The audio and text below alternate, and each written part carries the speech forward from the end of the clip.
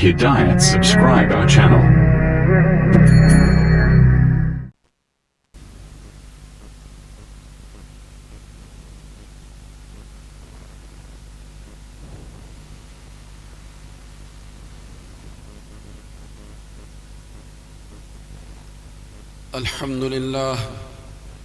الحمد لله نحمده ونستعينه ونستغفره ونؤمن به ونتوكل عليه ونعوذ بالله من شرور أنفسنا ومن سيئات أعمالنا من يهده الله فلا مضل له ومن يضلل فلا هادي له ونشهد أن لا إله إلا الله وحده لا شريك له ونشهد أن سيدنا ونبينا وشفيعنا ومولانا محمدا عبده ورسوله صلى الله عليه وعلى آله وأصحابه وبارك وسلم تسليما كثيرا كثيرا.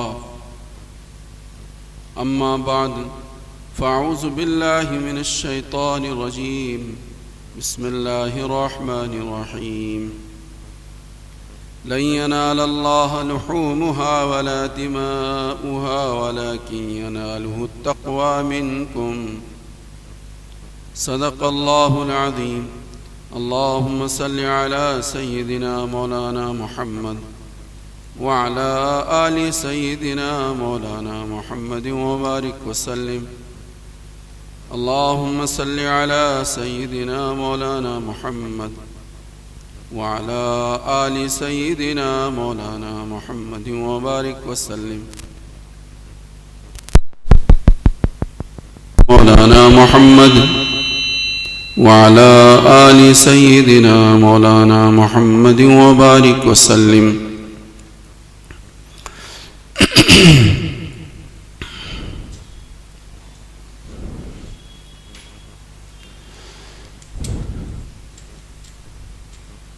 ساری دنیا کے کونے کونے سے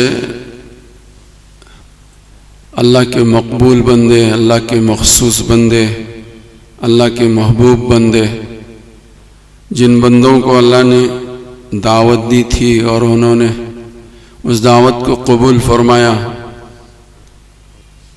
الحمدللہ وہ سب دنیا کے کونے کونے سے اللہ کے گھر رواں دواں ہیں اور برابر مستقل ہر چپے اور ہر گوشے اور کونے سے لبیک کی صدائیں اس وقت بلند ہو رہی ہیں اور اللہ کے ہاں حاضر ہو رہے ہیں. بڑے خوش نصیب ہیں وہ لوگ جو جا چکے یا جانے والے ہیں. جانے والے گئے لیکن کم از کم میرے اور دل میں، آپ سب کے دل میں ان کے جانے پر رشک ہونا چاہیے. یہ رشک بھی بہت بڑی عبادت ہے. اس پر بھی اللہ پاک بہت کچھ دیتے ہیں کہ کسی نیک کام پر کوئی آدمی جو خود نہیں کر سکتا، کرنے والے کے کرنے کو دیکھ کر اس کے دل میں رشک پیدا ہو جائے، تو اس پر بھی اللہ بہت کچھ دیتے ہیں. اس سلسلے میں نے پچھلے جمعہ بھی آپ حضرات کے سامنے ایک بات سنایا تھا، واقعہ سنایا تھا. حضرت مولانا حسین احمد مدنی رحمۃ اللہ علیہ کا واقعہ سنایا تھا. وسائل اور اسباب کی کمی کی وجہ سے حضرت ایک زمانے تک مکۃ المکرمہ اور مدینہ منورہ کی حاضری نہ دے سکے، لیکن ہمیشہ ان دنوں میں اس کا تصور رہتا تھا کہ آج حاجی جو ہیں لبیک پڑھ رہے ہوں گے اور پانی کے جہاز سے اور ہوائی جہاز کے ذریعے سے اور پتہ نہیں مختلف سواریوں پر سوار ہو کر جو ہے خانے خدا کی طرف رواں دواں ہوں گے، احرام پہن رہے ہوں گے، احرام سے پہلے خوشبو لگا رہے ہوں گے اور لبیک کی صدائیں بلند کر رہے ہوں گے اور طواف کر رہے ہوں گے، خانے خدا کو دیکھ رہے ہوں گے اور عمرے کے ارکان ادا کر رہے ہوں گے، سعی کر رہے ہوں گے، حلق کر رہے ہوں گے آج منا میں ہوں گے، آج مزدلفہ میں ہوں گے، آج عرفات میں ہوں گے، آج کنکریاں شیطان کو مار رہے ہوں گے، آج قربانیاں دے رہے ہوں گے، آج طواف زیارت کر رہے ہوں گے. یہ سارا تصور دل و دماغ میں حضرت مولانا حسین احمد مدنی کے 10 دن مستقل یہ رہتا تھا. تو اس تصور، اس خیال کی وجہ سے اللہ پاک نے ایک وقت ان کو دیا کہ جس وقت میں انہوں نے حرم محترم کے اندر رہ کر 17 سال تک حدیث کا درس دیا. تو میرے بھائیو، بزرگوں، دوستو، رشک بہت بڑی چیز ہے. رشک بہت بڑی چیز ہے. حضرت عبداللہ ابن مبارک رضی اللہ تعالیٰ عنہ کے متعلق کئی مرتبہ شاید میں نے آپ حضرت کے سامنے واقعہ سنایا. بڑے محدث تھے، 4 مہینے درس دیتے تھے، 4 مہینے تجارت کرتے تھے سال کے، اور 4 مہینے اللہ کے راستے میں جاتے تھے، جہاد میں جاتے تھے. انہی کے بغل میں، ان کے جہاں گھر تھا انہی کے گھر کے بغل میں ایک لوہاری رہتا تھا جو دن بھر لوہے کا کام کرتا تھا. آگ میں لوہے کو تپانا اور اوزار اور ہتھیار اور ضرورت کا سامان بنانا، یہ اس کا کام تھا، مشغلہ تھا. تو دن بھر تو یہ لوہاری کا کام کرتا تھا، تھکا ہارا ماندہ رہتا تھا. رات کو یہ بھی اپنی چھت پہ سوتا تھا، اور حضرت عبداللہ ابن مبارک بھی اپنی گھر کی چھت پر اللہ کے سامنے نیت باندھ کر، ہاتھ باندھ کر کھڑے ہوتے تھے اور قرآن کریم کی تلاوت کرتے تھے. لمبی رات تک یہ کرتے. تو لوہاری یہ دیکھتا تھا حضرت عبداللہ ابن مبارک کو، اور رشک کرتا تھا کیا یہ اللہ کا بندہ ہے، پوری رات اللہ کے سامنے کھڑا ہو کر اللہ کی عبادت کرتا ہے. کاش کہ میں تھکا ہارا ماندہ نہ ہوتا تو میں بھی اس طرح سے خدا کے سامنے اپنی چھت پر ہاتھ باندھ کر کھڑا ہوتا اور اپنے خالق و مالک سے راز و نیاز کی باتیں کرتا، ہم کلامی کرتا. لیکن کیا کروں، تھکا ہارا ماندہ ہوں کہ اب مجھے لیٹنا میرے لیے ضروری ہے. یہ اس کے دل میں ہوتی تھی بات. ایک دن آیا کہ حضرت عبداللہ ابن مبارک کا انتقال ہو گیا. ہر ایک کے اوپر موت آنی ہے. کل نفس ذائقۃ الموت، ہر نفس کو موت کا مزہ چکنا ہے.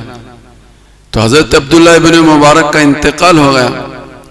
کسی خواب میں دیکھنے والے نے خواب میں دیکھا حضرت عبداللہ ابن مبارک کو اور پوچھا کہ خیر خیریت پوچھی. تو کہا کہ اللہ نے مغفرت کر دی، بہت کچھ نوازا. لیکن حیرت تو تعجب تو یہ ہے کہ جس درجے پر میں ہوں اس درجے پر میرے بغل کا لوہاری بھی اسی درجے پر پہنچا ہوا ہے. یہ بڑی حیرت کی بات ہے. تو خواب دیکھنے والے کو بڑی حیرت ہوئی کہ عبداللہ ابن مبارک کہاں، اتنے بڑے محدث، اتنے بڑے عابد، اتنے بڑے زاہد، اتنے بڑے مجاہد، ان کا درجہ کا اور لوہاری کا درجہ کا. تو یہ بڑا حیران و پریشان ہوا خواب دیکھنے والا، اور ان کے گھر پہنچا اور معلوم کرنے کی کوشش کی کہ آخر ایسا کون سا عمل تھا کہ جس کا علم دنیا کو نہیں ہے. ہو سکتا ہے گھر والوں کو اس کا علم ہوگا کہ جس کے نتیجے میں اللہ پاک نے حضرت عبداللہ ابن مبارک کا جو درجہ تھا، مقام تھا، مرتبہ تھا اللہ کے یہاں، اس مرتبے اور مقام پر، اس درجے پر اس لوہاری کو اللہ نے پہنچا دیا. اللہ نے اس لوہاری کو پہنچا دیا. تو گھر والوں سے معلوم کرنا چاہا. گھر والوں سے پوچھا کہ میں نے تمہارے گھر کے فرد لوہاری جو کام کرتے تھے ان کو اس درجے پر جنت میں دیکھا ہے. آخر میں یہ معلوم کرنا چاہتا ہوں کہ ان کا وہ خصوصی عمل کون سا تھا. یہ معلوم کرنے کے لیے گھر والوں نے کہا کہ ان کا کوئی خصوصی عمل تو ہمیں معلوم نہیں. وہ تو عام لوہاری کا کام کرتے تھے. ان کا دن بھر کا مشغلہ یہی تھا، رات کا سونا اور دن کا لوہاری کا کام کرنا، یہی ان کا دن مشغلہ تھا، 24 گھنٹے کا مشغلہ تھا. کوئی ایسا کام تو تھا نہیں. بار بار کے اصرار پر گھر والوں نے یہ بات کہی اخیر میں کہ ہاں 2 باتیں ہم نے ان کو اپنی زندگی میں دیکھی ہیں. 2 باتیں دیکھی ہیں. ایک بات تو یہ دیکھی ہے کہ بھٹی میں لوہے کو تپاتے تھے. لوہا جب تپ جاتا تھا تو اس پر ہتھوڑے چلاتے تھے اور اوزار بناتے تھے. ہر لوہار یہی کام کرتا ہے. لیکن لوہے کے تپانے کے بعد ہتھوڑے کے چلانے کے عین وقت میں جب اذان ہوتی تھی، کبھی ہم نے ایسا نہیں دیکھا کہ اٹھایا ہوا ہتھوڑا پھر دوبارہ انہوں نے لوہے پر بجایا ہو۔ اذان ہوتی تھی، جہاں تک اٹھا ہوا تو وہیں پھینک دیتے تھے، اس کو بھی اس تپے ہوئے لوہے پر بجانا برداشت نہیں کرتے تھے، اٹھے ہوئے ہتھوڑے کو چھوڑ دیتے تھے اذان ہوتے ہی۔ اذان کا یہ اکرام تھا، اذان کا یہ احترام تھا، بہت بڑی بات ہے یہ۔ اللہ مجھے بھی سب سے پہلے اور آپ سب کو بھی اس کی توفیق عطا فرمائے۔ کہنے کو سننے کو وہ چھوٹی چھوٹی باتیں ہیں یہ، لیکن اللہ اس پر کیا کچھ دیتے ہیں یہ تو میری اور آپ کی آنکھ کے بند ہونے کے بعد ہی معلوم ہوگا، آنکھ کے بند ہونے پر ہی معلوم ہوگا کہ اذان کے سنتے ہی آدمی اپنے کاروبار ختم کر دے، اپنی دنیاوی مشغلے بند کر دے، جو کام جہاں تک پہنچا وہیں پر اس کو فل اسٹاپ۔ اللہ کو یہ ادا بھی اتنی پسند ہے کہ اپنی نجی عبادتوں کے نتیجے میں آدمی اس مقام اور مرتبے پر نہیں پہنچ سکتا، اس اکرام، اس تعظیم، اس احترام کی وجہ سے اللہ اسے اس درجے پر، اس مرتبے پر پہنچا دیتا ہے۔ پہلی بات تو ہم نے ان کو ان کی زندگی میں دیکھی کہ اذان سنتے ہی اپنا کام بند، اذان سنتے ہی اپنا کام بند۔ ہم مسجدوں کے اگل میں بغل میں رہتے ہیں، اذان بھی سنتے ہیں اور جماعت کے کھڑے ہونے کو بھی سنتے ہیں اور پتہ نہیں اور کیا کیا سنتے، اور آنے والوں کو آتا ہوا بھی دیکھتے ہیں، جانے والوں کو جاتا ہوا بھی دیکھتے ہیں، لیکن ہماری زندگی میں کوئی حرکت نہیں پاتے ہم۔ یہ ہمارے ایمان کا درجہ ہے اور ہمارے اسلام کا یہ مرتبہ اور یہ مقام ہے ہمارے نزدیک کہ اذان بھی سنی، جماعت کے کھڑے ہونے کو بھی سنا، لوگوں کے آنے کو بھی دیکھا اور نماز پڑھ کے لوگوں کو ان کے جانے کو بھی دیکھا، لیکن ہمیں کوئی حرکت، ہماری زندگی میں کوئی حرکت ہمیں نہیں پائی۔ یہ ہمارا اور آپ کا حال ہے۔ اللہ مجھے بھی اور آپ کو بھی سب کو معاف کرے۔ تو فرمایا کہ سب سے پہلی چیز تو ہم نے ان کے گھر والوں نے کہا کہ ایک چیز تو ہم نے یہ دیکھی ہے، یہ چیز تو ہم نے ان کو اپنی زندگی میں دیکھی ہے۔ دوسری چیز جو ہم نے دیکھی ہے کہ وہ یہ دیکھی ہے کہ یہ رات میں اپنے گھر کے چھت پر سویا کرتے تھے اور حضرت عبداللہ ابن مبارک کو کھڑا عبادت کرتا دیکھتے تھے، دل میں اور زبان پر اس کا یہ الفاظ ہوتے تھے، کاش کہ میں بھی عبداللہ ابن مبارک کی طرح سے عبادت کرنے والا ہوتا، کاش کہ میں لوہاری نہ ہوتا، دل بھر کا تھکا ہوا نہ ہوتا، تو میں بھی خدا کے سامنے ہاتھ باندھ کر کھڑا ہو جاتا۔ عبادت نہیں کرتے تھے، عبادت انہوں نے نہیں کی، تھکے ہارے باندھے رہتے تھے، کیا عبادت کرتے، لیکن دل کی ارمان، دل کی امنگ، دل کی تمنا یہ ہوتی تھی کہ میں بھی یہ کرتا۔ حج کو نہیں گئے ہم، ہماری دل کم سے کم ارمان تو ہو کہ کاش کے وسائل مجھے بھی مہیا ہوتے، میں بھی لبیک کی صدا بلند کرتا، کاش کہ مجھے بھی اللہ وسائل دیتے، میں بھی خانہ کعبہ کے سامنے بیٹھتا اور خانہ کعبہ کو اپنے نظر بھر کر دیکھتا، محبت کی نظر سے دیکھتا اور یہ سوچ کر دیکھتا کہ میرے خالق اور میرے مالک، میرے رب کا یہ گھر ہے، میرے رب کا گھر ہے، یہی وہ گھر ہے کہ جس گھر کے اوپر اللہ کی سب سے پہلے رحمتوں برکتوں کا نزول ہوتا ہے، خدا کی نورانیت یہاں برستی ہے، یہیں سے ساری عالم میں پھیلتی ہے،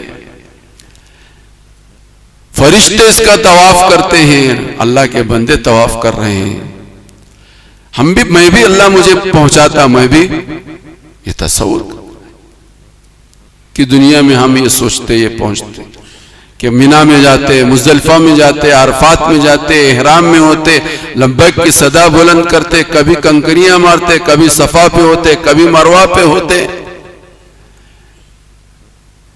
زندگی بھر مسجدوں میں نماز پڑھی، خانے خدا کے سامنے نماز پڑھتے۔ یہ دل کا تصور، یہ دل کا خیال، یہ تمنا، یہ امنگ بہت کچھ کرتی ہے، اتنا کرتی ہے کہ جہاں بسا اوقات جانے والوں کو نہیں ملتا، یہاں رہنے والوں کو مل جاتا ہے، وہ سب کچھ ملتا ہے۔ تو انہوں نے کہا کہ یہ چیز ہم نے دو خوبیاں دیکھی. تو خواب دیکھنے والے نے کہا کہ ہو نہ ہو یہی وہ دو وجوہات ہیں، یہ دو خوبیاں ہیں کہ جس کی وجہ سے حضرت عبداللہ ابن مبارک جس مرتبے اور مقام پر پہنچے، اللہ نے اس مرتبے اور مقام پر اس لوہار کو بھی پہنچا دیا. عبادت نہیں، ریاضت نہیں، کچھ نہیں ہے، لیکن اس درجے پر اور مرتبے پر مقام پر پہنچا دیا. تو میرے بھائیوں، بزرگوں، دوستوں، رشک بہت بڑی چیز ہے.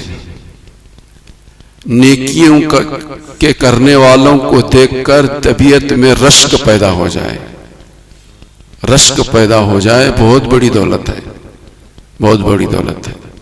اللہ مجھے بھی اور آپ کو بھی ایسی چیزوں پر رشک کرنے کی توفیق عطا فرمائے. دنیا کی چیزوں پر رشک کرنے والے دنیا میں بہت ملیں گے.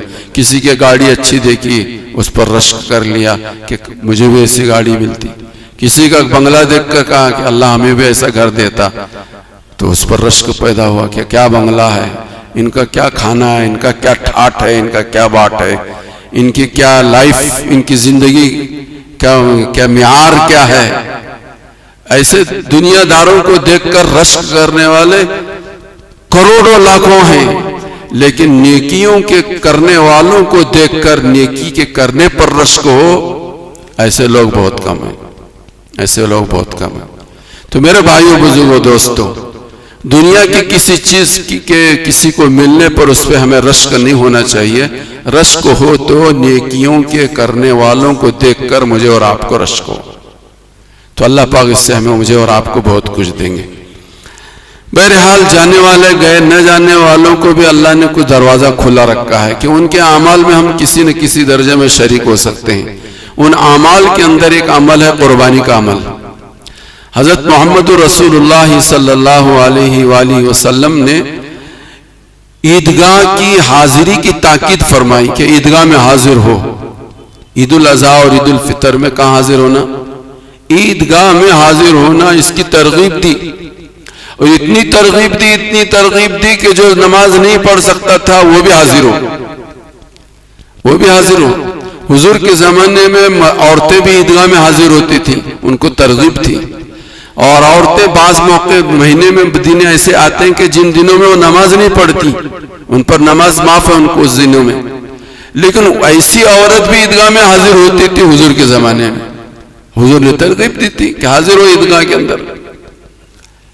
تو عیدگاہ میں جانے کی ترغیب دی ایک طرف، اور ایک طرف فرمایا کہ جو عید الاضحیٰ کے زمانے میں جس پر قربانی واجب ہے اور وہ باوجود اس ساعت کے قربانی نہیں دیتا، اس سے اجازت نہیں ہے کہ وہ ہماری عیدگاہ ہے. ایک طرف حاضری کی ترغیب دلائی اور دوسری طرف اس کو روکا کہ جو قربانی دے سکتا ہے قربانی نہیں دیتا وہ عیدگاہ میں آنے کی اسے اجازت نہیں. اللہ اور اس کے رسول کی طرف سے اسے اجازت نہیں ہے کہ وہ عیدگاہ میں آئے نماز پڑھنے کے لیے. اور عیدگاہ میں نہ آنا کہنا یہ تو بڑی بات ہے. اس سے بڑی بات یہ ہے کہ حضور نے فرمایا عیدگاہ کے قریب بھی نہیں آنا انہیں. وہ آدمی عیدگاہ کے قریب بھی نہ آئے. عیدگاہ میں تو نہیں آنا ہی نہیں ہے، عیدگاہ کے قریب بھی نہیں آنا. وہ آدمی جو جس کے اوپر قربانی واجب ہے پھر بھی قربانی نہیں دیتا، پھر بھی قربانی نہیں دیتا. میرے بھائیوں، بزرگوں، دوستوں، قربانی بہت بڑا عمل، بہت اونچا عمل. ان ذی الحجہ کے ان 3 دنوں کے اندر اللہ کو سب سے پیاری چیز جو ہے، سب سے زیادہ محبوب چیز ہے جو ہے، وہ اللہ کے نام پر جانور کا خون بہانا. یہ اللہ کو سب سے زیادہ محبوب ہے، سب سے زیادہ پیارا عمل ہے. اس سے زیادہ مقبول، اس سے زیادہ محبوب، اس سے زیادہ پسندیدہ عمل اللہ اور اس کے رسول کے نزدیک کوئی دوسرا عمل نہیں ان دنوں کے اندر. تو میرے بھائیوں، بزرگوں، دوستوں، حضور علیہ السلام نے اس کی فضیلت بھی بیان فرمائی. فضیلت یہ بیان فرمائی کہ جو لوگ قربانی دیتے ہیں اس جانور کے ہر بال کے بدلے میں نیکی ملے گی. لاکھوں کروڑوں آدمی گن نہیں سکتا جانور کے بدن پر کتنے بال ہیں. اتنی نیکیاں ہم اتنی مرتبہ سبحان اللہ، اتنی مرتبہ الحمدللہ کہنا تو میرے اور آپ کے بس میں نہیں ہے، میرے اور آپ کے بس میں نہیں ہے. اتنی نمازیں پڑھنا، اتنے صدقے و خیرات کرنا تو ہمارے بس کے اندر نہیں ہے، جتنے جانور کے بدن پہ بال ہیں. لیکن جانور کی قربانی عید الاضحیٰ کے زمانے میں آدمی کوئی دیتا ہے ہر بال کے بدلے میں نیکی. کتنی نیکیاں آدمی سوچ نہیں سکتا، گننا چاہے تو گن نہیں سکتا، اتنی نیکیاں. حضور نے فرمایا ہر بال کی عوض میں اسے نیکی ملے گی، ہر بال کی عوض میں اسے نیکی ملے گی. تو حضور علیہ السلام نے ایک فضیلت بھی سنائی اور پھر وعید بھی سنائی کہ قربانی کہ نہ دے سکتا اور نہ دے تو وہ ہماری عیدگاہ میں نہ آئے اور عیدگاہ کے قریب بھی نہ آئے. میرے بھائیوں، بزرگوں، دوستوں، ضرورت اس بات کی ہے کہ جن حضرات کے ذمہ قربانی واجب ہے وہ حضرات پوری فکر کے ساتھ، بڑے احتیاط کے ساتھ، خوش دلی کے ساتھ، بشاشت کے ساتھ اپنی اپنی قربانی کا ضرور انتظام کریں. اپنی اپنی قربانی کا ضرور انتظام کریں. شیطانی وساوس اور تصورات اور خیالات سے گریز اور پرہیز کریں کہ اس سے زیادہ تو اس کا فائدہ یہاں ہے، وہاں ہے، وہاں ہے. بھتیرا تمہارا میرا دل کہتا ہو کہنے دے، لیکن ہرگز ہرگز ہم کسی خیال کے جھانسے میں نہ آئیں. اللہ اور اس کے رسول نے جو بات کہی وہ حتمی ہے، اٹل ہے. میرا اور آپ کا دل دماغ قبول کرے نہ قبول کرے، میری اور آپ کی سمجھ میں آئے نہ سمجھ میں آئے، اللہ کو سب سے پیاری قربانی ہے. جانور کا خون بہانا ہے، جس کے ذمہ واجب ہے اس کا پورا خیال کرے اور بشاشت کے ساتھ قربانی دینے کا اہتمام کرے. یہ قربانی دینا حضرت حضور علیہ السلام سے صحابہ نے پوچھا، قالوا ما هذه الاضاحی، یہ قربانی کیا ہے یا رسول اللہ؟ تو سرکار نے فرمایا سنت ابیکم ابراہیم، تمہارے باپ حضرت ابراہیم علیہ السلام کا طریقہ ہے، ان کی سنت ہے. اور علماء نے اس حدیث کی تشریح میں بیان فرمایا کہ حضرت ابراہیم علیہ السلام کی دو قربانیاں ہیں. اس میں قربانی صرف جانور کی قربانی نہیں، دو قربانیاں ہیں. جانور کی قربانی آسان ہے، جانور کی قربانی آسان ہے، لیکن حضرت ابراہیم علیہ السلام نے جانور کی قربانی کے ساتھ ایک دوسری قربانی دی ہے. اس قربانی کی طرف مجھے اور آپ کو توجہ دینا ہے. اس قربانی کے ساتھ ساتھ اس قربانی کی طرف مجھے اور آپ کو توجہ دینا ہے. وہ دوسری قربانی کیا ہے؟ وہ دوسری قربانی ہے اپنے نفس اور اپنی چاہت، اپنی خواہش کو ذبح کرنا. یہ بہت مشکل ہے، یہ بہت مشکل. ہر باپ کی یہ تمنا اور یہ خواہش اور یہ امنگ ہوتی ہے کہ میرا بچہ پلے بڑا ہو اور میرے بڑھاپے کا سہارا بنے. کسی بھی باپ کی جرات اور ہمت نہیں ہو سکتی کہ وہ باپ اپنے لگتے جگر نور نظر پر اپنے ہاتھ سے اس کے گلے پر چھری چلائے. یہ نہیں ہو سکتا. علماء نے فقہ نے یہ بات لکھی ہے کہ انسان کا اپنے گلے پر چھری چلانا بنسبت اس کے کہ وہ اپنے لگتے جگر پر چھری چلائے آسان ہے. اپنے گلے پر چھری چلانا آسان ہے، بچے کے چھری گلے پر چھری چلانا یہ بہت مشکل ہے، یہ بہت مشکل ہے. تو خواہش اور تمنا یہی ہوتی ہے کہ میرا بچہ بڑا ہو، میرا بچہ بڑا ہو. لیکن اللہ کا حکم یہ ہے کہ بچے کو میرے نام پر ذبح کرو. تو خواہش کو دبانا اور اللہ کے حکم کو پورا کرنا، یہ ہے اس کا اصل درس. اپنی خواہش کو کچلنا اور اللہ کے حکم کو پورا کرنا، اللہ کے حکم کو پورا کرنا. جہاں دیکھے انسان کہ جس خواہش کے پیچھے شیطان خوش ہوتا ہو تو میری اور آپ کی یہ کوشش ہونی چاہیے کہ شیطان کو ناراض کرے، اپنی خواہش کو دبانا اور شیطان کو ناراض کرنا اور جو ہے اللہ کو خوش کرنا.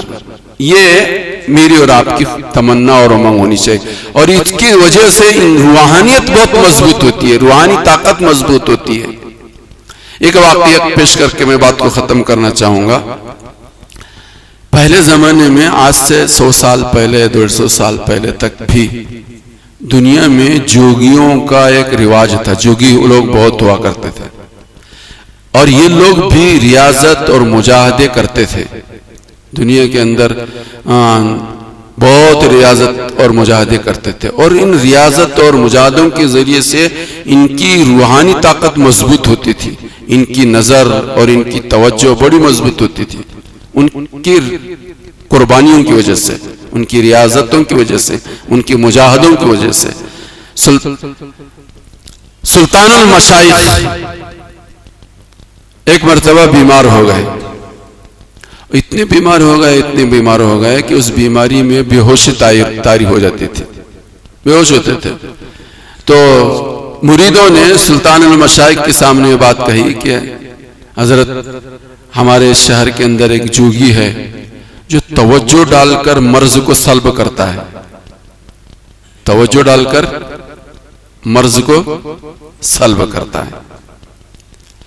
کیوں نہ آپ کو ہم ان کے پاس لے کر جائیں, وہ توجہ ڈالے گا, آپ کی بیماری سلب ہو جائے گی, آپ ٹھیک ہو جائیں گے, بے ہوش ہونا اور جو شکایتیں بیماری کی ختم ہو جائیں گی.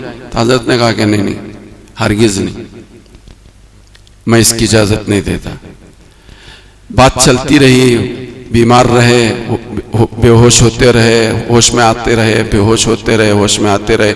ایک دن بے ہوش ہو گئے تو ایک لمبے عرصے تک بے ہوش رہے. تو مریدین نے محبت کی وجہ سے حضرت کی اجازت کے بغیر اسی بے ہوشی کے عالم میں حضرت کو اٹھا کر لے کر جوگی کے گھر پہنچے. جوگی کے گھر پہنچے تو جیسے جوگی کے گھر پہنچے تو اس نے توجہ ڈالنی شروع کر دی. حضرت کو ہوش آیا, سلطان المشائخ کو ہوش آ گیا اور ٹھیک ٹھاک ہو گئے. سلطان المشائخ نے سوچا کہ اس نے میرے اوپر ایک احسان کیا ہے, مجھے بھی اس پر احسان کرنا ہے, مجھے بھی اس پر احسان کرنا ہے. تو کیا احسان کروں اب؟ حضرت نے اس جوگی سے پوچھا کہ تمہیں یہ کیپیسٹی, یہ صلاحیت, یہ طاقت, یہ قوت کیسے ملی؟ تو جوگی نے کہا کہ میرے گرو نے مجھ سے یہ سبق پڑھایا کہ جو دل میں آئے, جو خواہش آئے, اس کے خلاف کام کرو, اس کے خلاف کام کرو.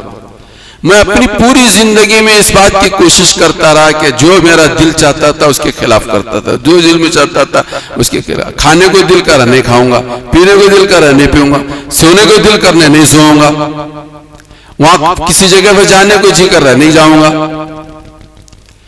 اپنے خواہش کے خلاف ساری زندگی میں کام کرتا رہا, جس کی وجہ سے مجھے یہ دولت ملی ہے, مجھے دولت ملی ہے. حضرت نے سنا, بہت اچھی بات ہے. حضرت نے اس سے پوچھا, جوگی جی کیا آپ کا دل کرتا ہے ایمان کو قبول کرنے؟ آپ کا دل چاہتا ہے ایمان کو قبول کرنے؟ تو جوگی جی نے کہا نہیں, لیکن آپ کے گرو نے یہ کہا ہے کہ جس کو دل نہ کرے وہ کرو. اگر آپ نہیں کرتے ہیں تو آپ کی ریاضت میں کسر باقی رہے گی, کمی باقی رہے گی. آپ کی جوگی نے جو کہا ہے کہ دل جو نہ کرنے کو کہے وہ کرو, جو کرنے کو کہے مت کرو. اور آپ کا دل کر رہا ہے کہ ایمان نہ قبول کرے تو اس کے خلاف کرنا ہے آپ کو, تو آپ کی ریاضت مکمل ہوگی. لاجواب ہو گئے جوگی جی اور فوراً حضرت سلطان المشائخ کے ہاتھ پر انہوں نے کلمہ پڑھ لیا, لا الہ الا اللہ محمد رسول اللہ. مجھے تو ان کے کلمہ پڑھنے کو سنانا نہیں تھا کہ وہ جوگی کے اندر جو کیپیسٹی پیدا ہوئی تھی وہ کس وجہ سے ہوئی تھی؟ اپنے نفس کے خلاف کام کرنے کی وجہ سے, اپنے نفس کے. ہمارے قریب کے بزرگ, ہمارے یہاں بیلگام میں بھی 2 مرتبہ حضرت آئے, قاری صدیق صاحب باندھوی رحمۃ اللہ. ہم میں سے بہت ساروں نے دیکھا ہے, میں نے تو بار بار دیکھا حضرت کو. بیلگام 2 مرتبہ حضرت تشریف لائے قاری صدیق صاحب. کسی کو جنات و شیطان کا اثر ہوتا تھا, ان کی خدمت میں حضرت اس جنات سے متاثر عورت کو یا مرد کو لے جاتے تھے تو حضرت کہتے تھے, بھائی اللہ کے بندے کو کیوں ستا رہے ہو, آپ چلے جاؤ. بس 2 لفظ کہتے تھے, وہ جنات کا اور شیطان کا اثر ختم ہوتا تھا. تو میرے بھائیو بزرگوں دوستو، قربانی کے اندر جہاں جانور کو ذبح کرنا ہے، اس میں اہم سبق، سب سے بڑا سبق کیا ہے کہ اپنے نفس کے خلاف کام کرنا، بالخصوص جس خواہش کو پورا کرنے سے شیطان خوش ہوتا ہو، اللہ ناراض ہوتے ہوں، اس خواہش کو دبانا، شیطان کو ناراض کرنا، خدا کو خوش کرنا۔ مسلمان، آج کا مسلمان اگر اس کام کو کرنے والا بنے تو اس کی روحانیت بڑی مضبوط ہوگی، اس کی روحانی طاقت بڑی مضبوط ہوگی، روحانی طاقت بڑی مضبوط ہوگی۔ یہ درس ہے عید الاضحیٰ کا، یہ درس ہے حضرت ابراہیم علیہ السلام کی سنت، ما هذه الاضاحی سنت ابیکم ابراہیم علیہ السلام۔ حضرت ابراہیم علیہ السلام کی دو قربانیاں، ایک تو یہ ہے کہ وہ کبشہ، وہ دمبا جو جنت سے آیا تھا، اس کو انہوں نے ذبح کیا، اور دوسری خواہش یہ تھی، یہی تمنا تھی، یہی دعا تھی، زندگی بھر دعا کی حضرت ابراہیم نے، اللہ میرے گھر بچہ دے دے، گھر بچہ دے دے، گھر بچہ دے۔ بچہ پیدا ہوا، اب یہ ارمان تھی کہ میرا بڑا ہو جائے، میرا سلسلہ اس سے چلے، میری دولت جو ہے اس کے ذریعے سے آگے تک پہنچے، لیکن اللہ نے حکم دیا کہ اس کو ذبح کرو۔ انی ارا فی المنام انی اذبحک فانظر ماذا تری قال یا ابت افعل ما تؤمر ستجدنی ان شاء اللہ من الصابرین فلما اسلم وتلہ الجبین ونادیناہ یا ابراہیم قد صدقت الرؤیا۔ اللہ پاک نے قرآن کریم کا میں نے اس کا تذکرہ فرمایا کہ حضرت ابراہیم کی بڑی تمنا تھی، بڑی آرزو تھی، بڑی خواہش تھی، اور ان کا خواہش کا نتیجہ اسماعیل علیہ السلام تھے، لیکن اس آرزو اور خواہش کے باوجود اللہ نے حکم دیا کہ ان کو ذبح کرو۔ ذبح کرنے کا جو کام انسان کر سکتا تھا پورا کیا، یعنی حضرت اسماعیل کو ذبح کیا حضرت ابراہیم نے۔ ذبح ہونا یا حضرت ابراہیم علیہ السلام کے اختیار میں نہیں تھا، یہ تو اللہ کا عمل ہے۔ چھری کا تیز کرنا، اسماعیل کے ہاتھ کو باندھنا، پیروں کو باندھنا، گلے پر چھری کا تیز کر کے چلانا، وہ سارے کام جو ایک ذبح کرنے کے لیے کیے جا سکتے ہیں، حضرت ابراہیم نے سب کچھ کیا۔ تو اس بات کا پتہ چلا کہ حضرت ابراہیم نے حضرت اسماعیل کو ذبح کرنے کی جو کوششیں ہو سکتی تھی پوری مکمل کی ہیں، پوری مکمل کی ہیں۔ اور حضرت اسماعیل علیہ السلام کو ذبح کرنے کی کوششیں در حقیقت وہ نفس کو دبانے کی اور کچلنے کی ساری کوششیں ہیں۔ یہی سب سے بڑا درس ہے، یہی سب مجھے اور آپ کو لینا ہے۔ جہاں ہمیں قربانی جانور ذبح کرنا ہے، وہیں مجھے اور آپ کو اس کی بھی پوری فکر کرنی ہے۔ اللہ پاک مجھے بھی اور آپ کو بھی سب کو توفیق عطا فرمائے۔ نیند ہمیں زیادہ پیاری ہے نماز کے مقابلے میں۔ طبیعت چاہتی ہے کہ میں سوؤں، تو ہمیں اور آپ کو ہمارا اور آپ کا یہ عمل، طبیعت یہ کر رہی ہے کہ سونے کو، لیکن ہم کہیں گے نہیں، ہم سوئیں گے نہیں، ہم نماز پڑھیں گے۔ طبیعت کر رہی ہے باتیں کرنے کو، گفتگو کرنے کو، نہیں، ہم گفتگو نہیں کریں گے، قرآن پڑھیں گے۔ طبیعت کر رہی ہے وہ کھانے کو، نہیں، وہ نہیں کھائیں گے، اللہ جو اس سے کھانے سے خوش ہوتا ہے وہ کھائیں گے۔ طبیعت کر رہی ہے فلاں کپڑا پہننے کو، نہیں، اللہ اس وقت ناراض ہوتے ہیں، ہم وہ کپڑا نہیں پہنیں گے، یہ کپڑا پہنیں گے۔ فلاں مجلس میں فلاں پروگرام میں یہ کرنے کو طبیعت کر رہی ہے، اس سے خود الشیطان راضی ہوتا ہے، اللہ ناراض ہوتا ہے۔ ہماری خواہش یہ ہے کہ یہ کریں، لیکن اللہ اب دل کے اندر تصور ہے اس سے تو میرا شیطان خوش ہوگا، اللہ ناراض نہیں کریں گے ہم۔ طبیعت چاہ رہی ہے وہ کرنے کو، یہ کرنے کو، یہ کرنے کو، اس کا نام ہے نفس کو قربان کرنا، اس کا نام ہے نفس کو قربان۔ ہماری طبیعتیں مسجد میں نہیں لگتی، بازاروں میں لگتی ہے، دکانوں میں لگتی ہے، مکانوں میں لگتی ہے، ٹی وی اور موبائل میں لگتی ہے، تو ہم یہ کہیں کہ نہیں، ہم اس میں نہیں لگائیں گے، ہم وقت اپنا مسجد میں لگائیں گے، مسجد میں لگائیں گے۔ اپنا مال وہاں لگانے کو طبیعت کر رہی ہے، نہیں لگائیں گے، وہاں نہیں لگائیں، جہاں لگانا ہے اللہ اور اس کے رسول نے بتایا وہاں لگائیں گے۔ اس کا نام ہے نفس کو قربان کرنا۔ اللہ کرے کہ میں بھی اور آپ بھی سب سمجھیں اور اس سبق سے سبق حاصل کر کے اپنی زندگی کی کوئی ترتیب بنائیں۔ وآخر دعوانا ان الحمدللہ رب العالمین۔